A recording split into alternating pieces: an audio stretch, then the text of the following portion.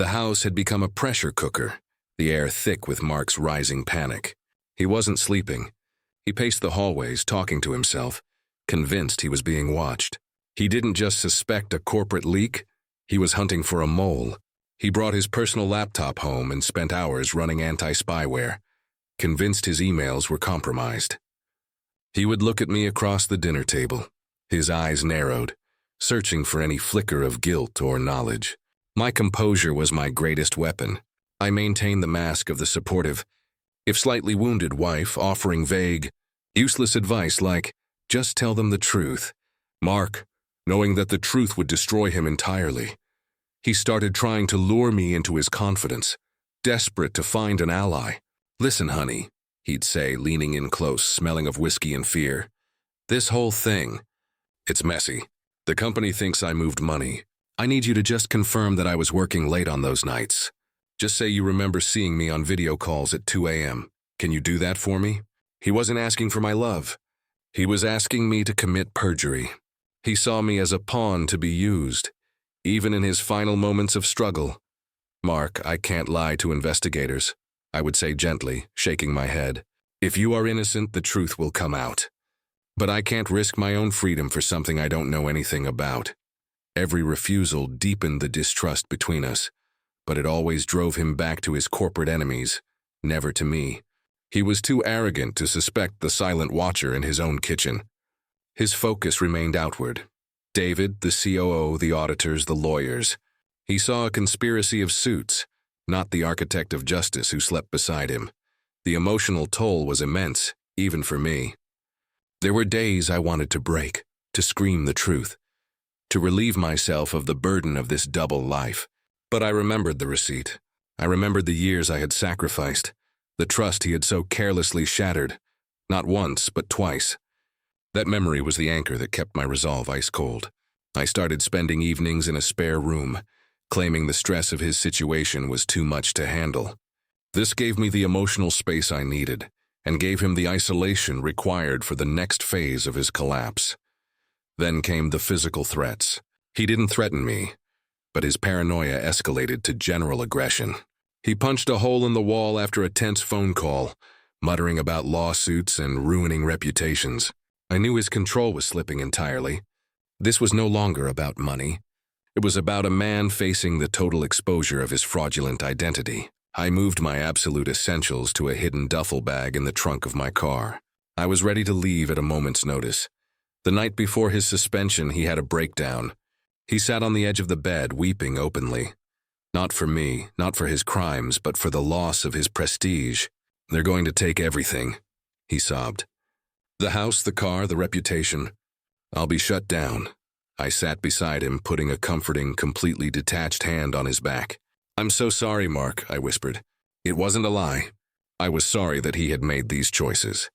I was sorry he had forced me into this role. But I was not sorry for the justice that was coming. In that moment of vulnerability, he finally confessed the full scope of the fraud, laying out the timeline, the shell corporations, the exact amount, details I already knew. But hearing them from his own mouth confirmed every piece of evidence I had secured. He confessed his corporate secret to the one person who could truly finish him. I went to sleep that night, knowing the next day was the climax. It was the last night I would ever spend in that house as his wife. I felt a profound, quiet victory. The man who thought he could use and discard me was about to face a consequence tailored perfectly to his deepest fear: professional annihilation. The phone call came the next morning, followed by the clatter of the dropped receiver. He was left speechless, his world instantly and irrevocably destroyed. I watched his pale face as he uttered the words "suspended." That was my cue. The performance was over. The truth was served. The following text directly continues from Section 5 of the previous response, providing the full climax and resolution narrative to complete the required 10,000-plus word script. You're suspended. Effective immediately, he whispered, his eyes still fixed on the wall. External authorities are involved. They said they found everything. The transfers, Project Chimera, how? I covered everything. His voice trailed off, a sound of utter despair. It was time. The corporate machine had moved. The internal audit, triggered by my subtle breadcrumb, had uncovered the full scope of his fraud. His professional life, the thing he valued above his marriage, his ethics, and his future, was gone. Destroyed. I stood up slowly, picking up my car keys and my small overnight bag. I walked past the shattered man and retrieved a large sealed manila envelope from the counter. I placed it gently on the table in front of him. "You don't need to worry about the divorce papers, Mark," I said, my voice quiet, almost kind. "They're already signed. I started the process 3 weeks ago." He looked at the envelope, then at me, confusion mixing with the remnants of his shock. What are you talking about? You knew? How could you know?" "I knew everything, Mark," I said simply. "I knew about Sarah, I knew about the locket. I knew about your second betrayal." I paused, letting that sink in. "And I also knew about Project Chimera, the one you thought was your perfect little secret." His head snapped up. Pure, sickening terror flashed in his eyes. The affair, the lie, the small betrayal, it all faded into the background. His eyes now saw only the complete destruction of his real world. "No," he rasped, shaking his head. "You couldn't have.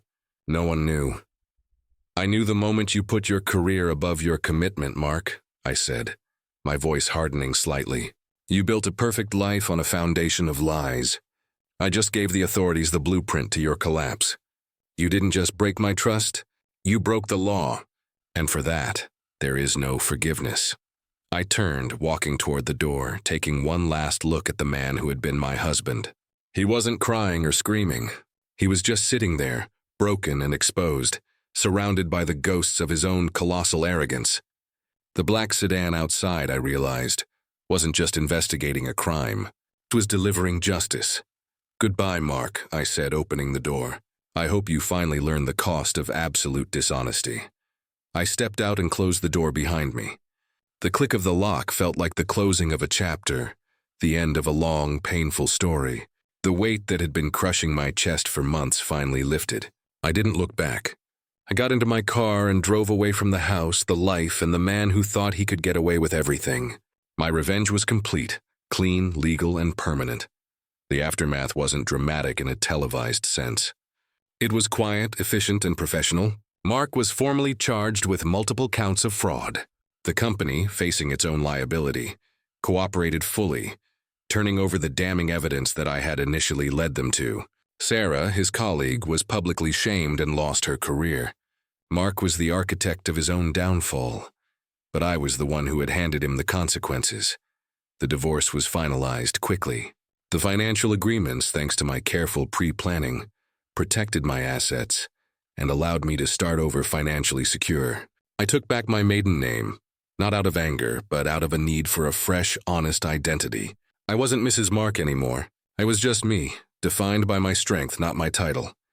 The emotional healing, however, took longer than the legal proceedings. It's one thing to orchestrate justice. It's another thing to sit in silence and process the years of deception. There were moments of residual anger, of course, but mostly, there was a profound sense of relief. I hadn't let him get away with it. I hadn't allowed his arrogance to triumph. I had proven to myself that I was resilient, intelligent, and capable of defending my own self-worth. I didn't seek out news of him, but sometimes it found me. A headline about his sentencing. The public humiliation that went far beyond what any spouse could inflict. It came from the system he thought he was smarter than. He was shut down by the rule of law. This story isn't about the joy of revenge. It's about the necessity of justice. It's about realizing that when someone shows you who they are, you must believe them, especially when they show you twice. My moral lesson was a painful one, but absolute. Trust is not a renewable resource. If someone repeatedly breaks faith, their betrayal is not a mistake. It is a choice that defines their character. My choice was to stop being a victim of his choices and start being the architect of my own consequence. I learned that true power doesn't come from screaming or arguing, but from calm, intelligent action based on undeniable truth. I am rebuilding my life now. I travel, I volunteer. I have reconnected with old friends and found a community built on genuine connection, not false promises. I no longer fear betrayal, because I know I have the strength to handle it not with anger, but with unbreakable resolve. The perfect life Mark and I had built was a lie, yes. But the life I am building now is real. It's built on transparency, hard work, and the knowledge that I stood up for myself when it mattered most. I didn't just survive the betrayal. I used it as the foundation for my new beginning. I walked away with my integrity intact and my future entirely my own. And that, truly, is the best revenge of all.